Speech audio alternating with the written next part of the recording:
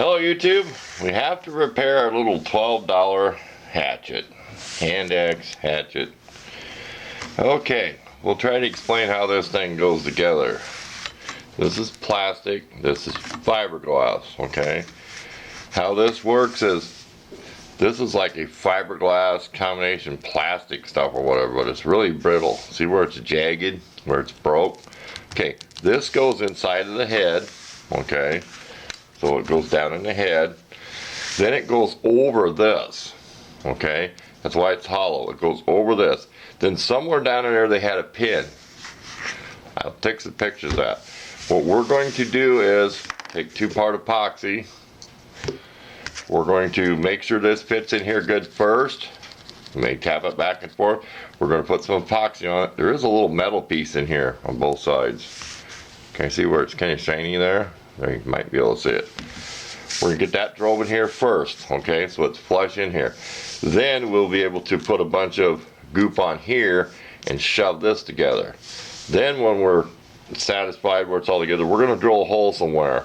We'll have this marked out with a marker, and we'll drill a hole somewhere, and we'll put like an 1/8" steel pin in there so this can't pull out, because what kept happening is the head kept coming loose. Well, this kept working up out of there, so I'd pound that in there, and I'd pound the head back on, okay? Finally, it just got to where it started falling apart. It was wobbling all over. I mean, you could tell by this plastic, I said it was all shattered there.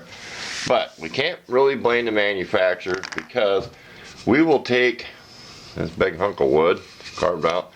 We'll take this and slam this into a piece of wood, and we'll take this and beat it in there to make kindling wood. So we really abuse this thing, but for $12, you know, it's better to ruin this than my antique hatchet I have. I have an antique one.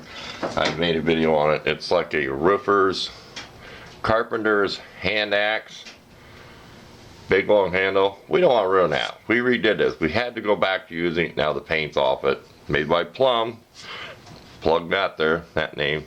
Really old, really nice. Okay, back to the story. We'll bring you back when we have this all together. It ain't going to be much to see, but that's how we're going to fix it. We'll get this in there first. We'll make sure it fits good. When it's all chipped up, it'll be epoxied. And we'll fill this up. And we had electrical tape around here before on this rubber to keep it from chipping the rubber part. So we've had to cut this rubber out. The rubber probably went about in here. Dropped my pencil for a pointer. There was more rubber in here. So there you go. That's how we're going to glue it together. We'll bring you back when it's all done, and we might show you how we do hammer it into a piece of wood, or why we abuse it so bad. So thanks for watching. Okay, we got this part epoxied in here. We did bevel, chamfer that. Don't knock it out of the vise. So the epoxy can run down the very edge. And we took a little off the top so it would set a little below. So we should be about where it was originally at the bottom. So we'll let that cure for about a half hour. Then we'll be gluing it down to here. And we'll be getting our hole drilled and epoxying a pin in here so this can't slide out. Because this slides in and out of the plastic.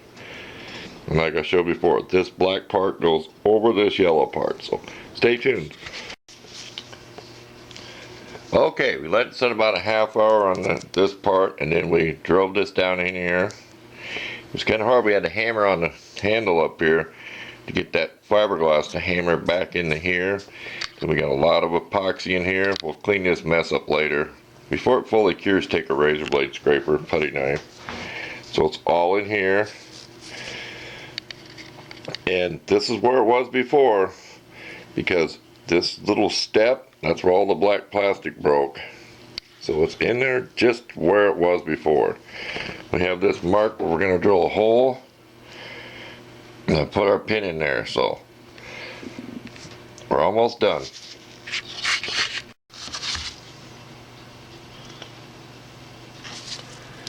And we are done.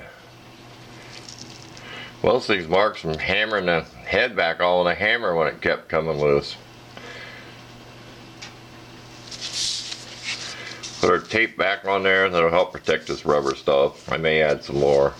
We're going to let it cure about 24 hours before we try to use it, but it feels solid. There is flexing. I can flex it with the cheap plastic handle, but we're going to put an edge on it first. Not too sharp of an edge, but just enough. It doesn't have to be razor sharp, but just for making kindling wood. So there we go. It's all done. Thanks for watching.